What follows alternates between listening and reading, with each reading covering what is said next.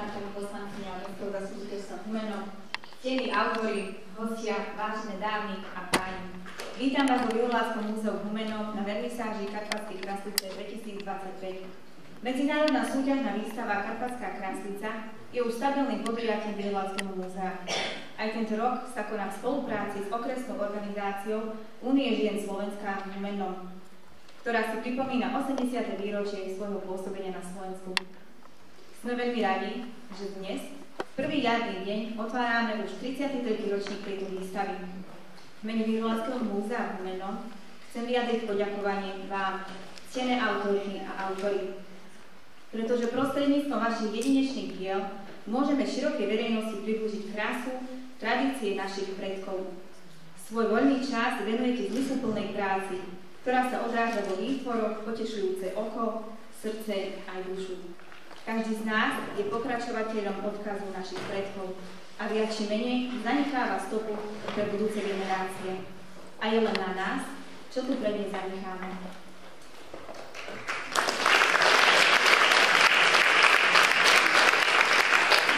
Ešte mi dovolte privítať pani poslankyňu Národnej rady Slovenskej republiky a rada by som odovzdala slovo a od príhovor poprosila aj predsedníčku okresnej organizácie Únie žien Humeno pani Mariu Smačovú. Ďakujem pekne, pani riaditeľka. Nadviažem na vaše slova s pozdravom a úprimným poďakovaním vám všetkým, ktorí nás svojou prítomnosťou ubezpečujete, že tradícia a jej hodnota má svoje opodstatnenie aj v modernej dobe. Za Úniu žien vyjadrujem poďakovanie Vyholáckému múzeu, že môžeme byť súčasťou viac ako 30-ročnej tradície organizovania Karpatskej kráslice. Poďakovanie patrí hlavne tým, bez ktorých by Karpatská kráslica nemala opodstatnenie, a to vám, krásličiari a šíritelia nádherných tradícií. Verím, že naša organizácia Únie žien, ktorá v tomto roku oslaví svoje 80. narodeniny, bude aj naďalej dôstojne zachovávať hodnoty a šíriť zdravú kultúru. Prajem vám krásny zážitok pri pohľade na pripravenú výstavu kráslíc a pridanú hodnotu od Únie žien. Ďakujem pekne. Keďže Karpatská kráslica je aj súťažnou výstavou, pristúpime k vyhláseniu výsledkov súťaže. V súťažnej kolekcii kráslíc zhodnotila odborná porota v zložení doktorka Ivana Strakošová, predsedníčka poroty, magisterka Dana Hankovská zo Šarišského múzea v Bardejove a pani inžinierka Julia Jeleňová, riaditeľka regionálneho centra remesiel Úľu Košice. Ďalšie dve členky poroty sa ospravedlňujú, nemohli sa zúčastniť vernisáže a teraz poprosím o slovo predsedničku poroty pani doktorku Ivanu Strakošovú. 33. ročníka súťažnej výstavy Karpatská kráslica 2025 sa zúčastnilo so svojimi kolekciami 69 autorov. Súťažilo ale 68, jedna kolekcia je nesúťažná. Vystavených je spolu 684 kráslíc. Je to zaujímavý počet. Okrem teda gro vystavených kráslíc vyrobili autori tuto z oblasti Zemplína a Šariša, ale máme tu aj zastúpené ďalšie regióny Slovenska. Máme tu napríklad kráslice z Úchova, zo Žiliny, z Myjavy, Bratislavy alebo Horného Srnia. Súťažiaci sú rozdelení do 4 kategórií podľa štatútu medzinárodnej výstavy Karpatská kráslica. Tá prvá kategória, to je kategória A, v ktorej súťažia mladí ľudia do 18 rokov. Najpočetnejšia je samozrejme kategória B, pretože to sú krásličiari a krásličiarky od 18 do pokiaľ vládzete. A kategória C, to je tzv. Zlatý fond, tam má právo porota pri jednotlivých ročníkoch vybrať kolekcie, ktorých autori boli už niekoľkokrát ocenení počas trvania jednotlivých výstav a preradiť ich do tzv. Zlatého fondu. No a štvrtú kategóriu potom tvoria autori zo zahraničia. Tohto roku sú tu zastúpení krasličiari z Ukrajiny a z Poľska.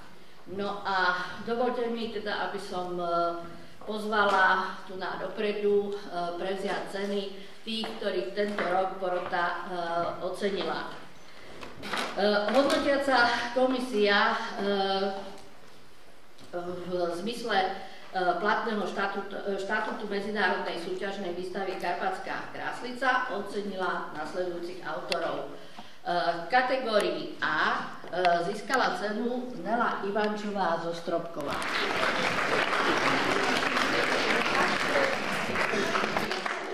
Za účasť ocenila porota ešte slečnú Olíviu Pavúrovú z Humeného.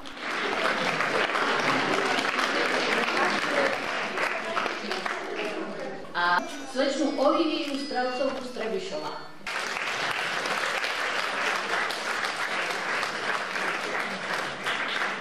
Gratulujem a nech sa ti darí. Zapáči. Gratulujem, mám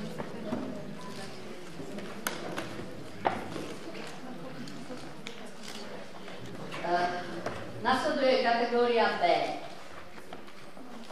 Za tradičnú techniku bola ocenená pani Viera Slezáková z Bratislavy.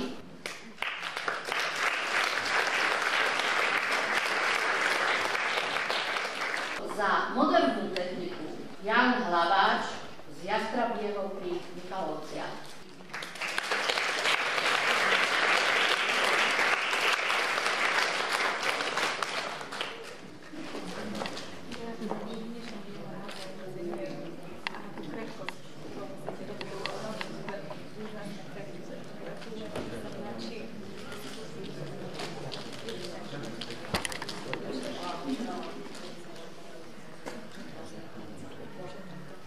Cenu poroty za precízne prevedenie techniky vyškravávania a originalitu motivov získala pani Julia Bočková z Častkoviec.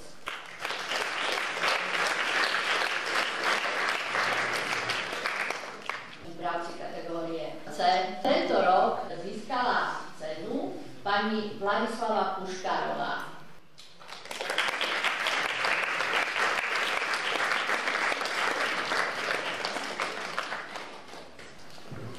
Gratulujem. Nech sa vám darí aj naďalej.